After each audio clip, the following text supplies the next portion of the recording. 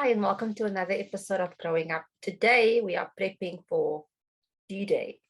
But first, bespoke Janae. Now, I have opted to normal birth with this baby too. My first experience was totally amazing. And so I decided to let's stick with what works. And the reason I like normal birth is that one, I do not have to take that epidural needle up my back. I have watched videos of that being administered and it totally freaks me out. Two, I watched endless videos of normal birth with my firstborn as well as with this pregnancy, and it is just totally fascinating. I also read that while baby is coming out the birth canal of the mom, he ingests beneficial bacteria from the mom, which is good for his immune system. And then three, and most importantly for me, it's a once-off pain and afterwards it's done. No attending to wounds. Given with my firstborn, they had to cut my vagina because I was about to tear. And then afterwards, they had to stitch me up. And the stitch was more painful than the delivery, by the way. And throughout delivery, I was not on any painkillers. So that stitch really hurt. But the healing of the vagina, it was very, very low maintenance, if maintenance at all. So if I can give a tip for those who are considering normal birth but not sure about the pain, once you work with the pain, it's not that bad. When you scream and don't take it under your control, then it's painful. So just anticipate it, take it, own it, breathe through it, and you will be fine. And when the doctor says push, just remember it's the same push you will give as if you are on the toilet with a bit of constipation. So don't try and push through your vagina. That won't work. It's like taking a poop, as simple as that.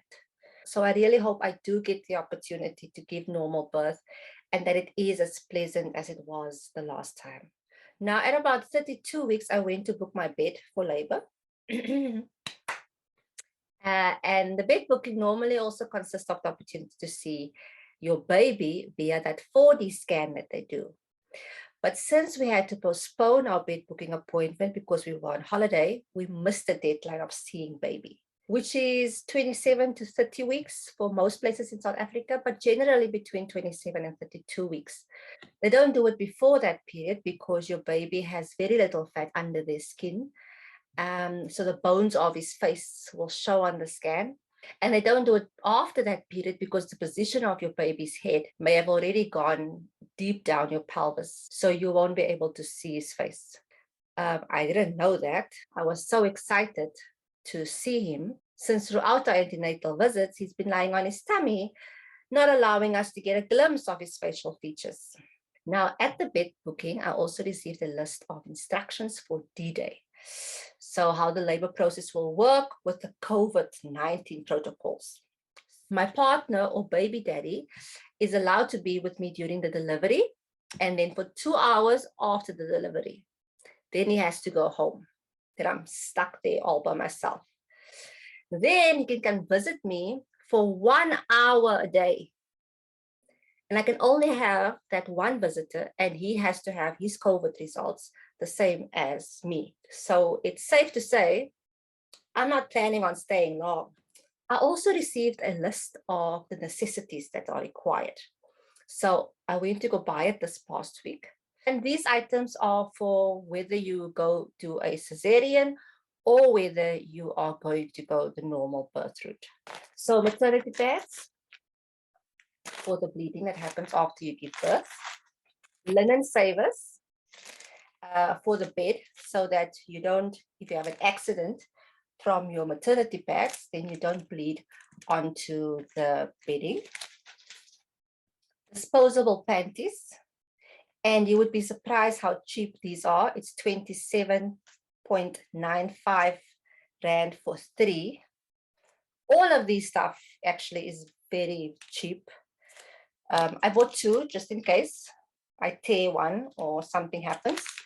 And you need the disposable panties because you don't want the blood on your normal panties. It's just easier to just throw them away.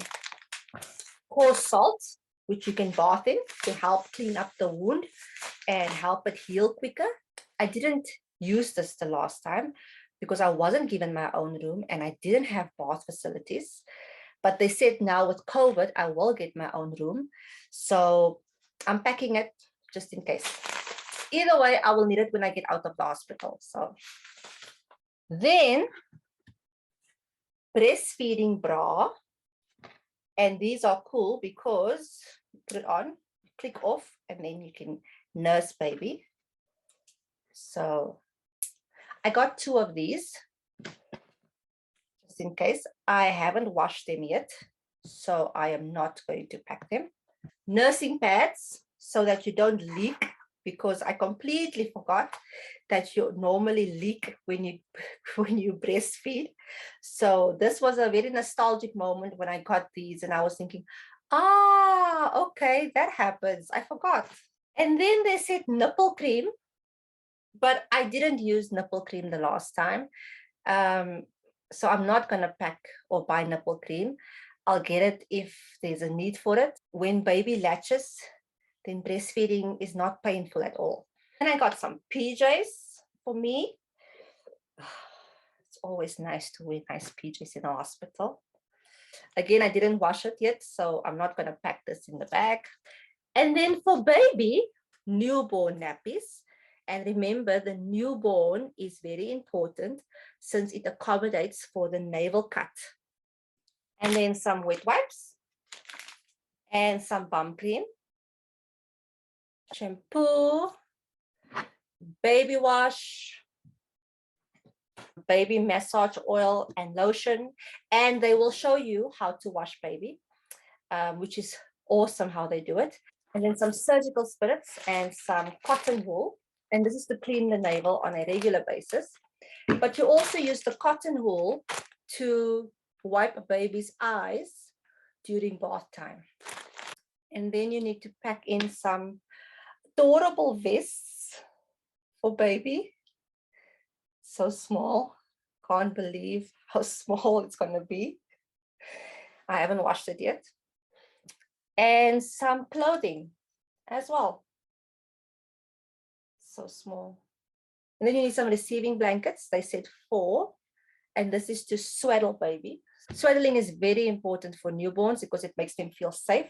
Because remember, when they are in your tummy, they are like this. So being swaddled makes them feel like they are back in your uterus. Then some warm blankets, just in case you need them. In addition to this, I will also be packing my breast pump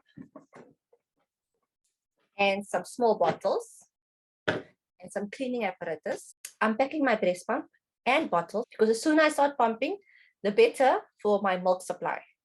And then also I will be buying some formula just in case my milk supply is not there yet. So that is everything that I need for D-Day.